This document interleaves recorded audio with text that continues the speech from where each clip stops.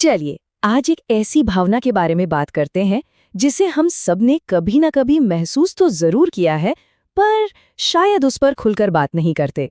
वो दर्द जब कोई हमें अनदेखा कर देता है। कभी हुआ है ऐसा? आपने किसी को मैसेज किया, सीन हुआ, पर रिप्लाई कुछ नहीं। या कोई सामने खड़ा है लेकिन आपको ऐसे देख रहा है जैसे आप हो ही नहीं।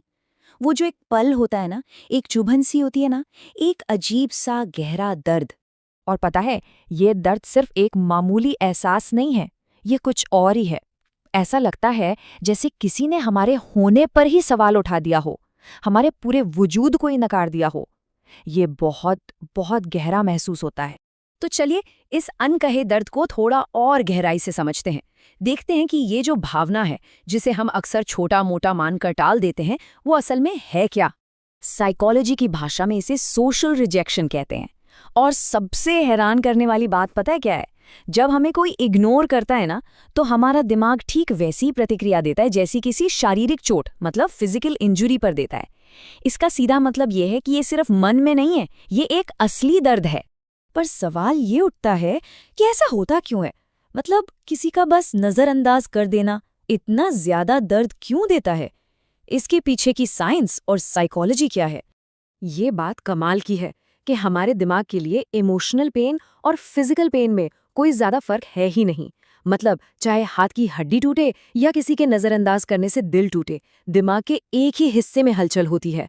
इससे आप अंदाजा लगा सकते हैं कि यह एहसास असल में कितना पावरफुल है। ठीक है, तो दिमाग का रिएक्शन तो समझ आ गया, लेकिन वो कौन सी साइकोलॉजिकल वजह हैं, कौन से ट्रिगर्स हैं जो इस दर्द को इतना ज्यादा बढ़ा देते हैं? चलिए पता लगाते हैं।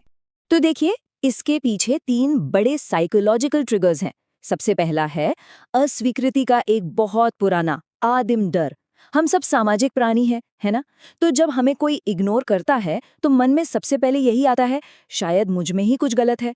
दूसरा है ओवरथिंकिंग का वो जाल, मैंने क्या कह दिया, मुझसे क्या गलती हुई, ये सवाल एक लूप में चलने लगते हैं। और तीसरा, जो शायद सबसे बड़ा है, वो है अटैचमेंट, मतलब लगाव। जिस इंसान से हम जितना ज्यादा जुड़े होते हैं, उसका अनदेखा करना उतना ही ज्यादा चुभता है। अब जरा आगे बढ़ते हैं, क्योंकि ये जो अनुभव है ना, इसका असर सिर्फ उस एक लम्हे तक नहीं रहता। लंबे समय में ये किसी इंसान को अंदर से बदलना शुरू कर सकता है। धीरे धीरे बार बार अनदेखा किए जाने का ये दर्द इस बात पर असर डालने लगता है कि हम खुद को किस नज़र से देखते हैं। हमारी सेल्फ इमेज को नुकसान पहुंचने लगता है, और यहीं से एक खतरनाक बदलाव की शुरुआत होती है। ये एक तरह का एक दुष्चक्र है। सबसे पहले क्या होता है, हम खुद को ब्लेम करना शुरू कर देते हैं। फिर धीरे धीरे हम अपनी ही कीमत, अपनी सेल्फ वर्थ भूलने लगते हैं। हमें लगने लगता है कि हमारी वैल्यू तभी है जब कोई और हमें अटेंशन दे। और सबसे आखिरी और खतरनाक स्टेज तब आती है जब इंसान सिर्फ इसलिए खुद को बदलने लगता है ताकि उसे दोबारा कोई इग्नोर ना कर दे। लेकिन यहाँ एक अच्छी खबर भी है, इस चक्र से बाहर निकलने का रास्ता है। तो अब तक हमने दर्द को समझा, अब चलिए इसके समाधान की तरफ बढ़ते हैं। तो फिर सवाल वही है, इस दर्दनाक साइकिल को तोड़ा कैसे जाए, अपनी सेल्फ रिस्पेक्ट को वापस कैसे पाया जाए? चलिए कुछ प्रैक्टिकल स्टेप्स देखते हैं। 3 चीजें हैं जो बहुत जरूरी हैं। पहली, रियलिटी को समझिए। अक्सर किसी की चुप्पी का कारण हम नहीं बल्कि वो खुद होते हैं। हो सकता है वो अपनी किसी परेशानी में उलझे हों। दूसरी बात, अपनी सेल्फ रिस्पेक्ट को बचा कर रखिए।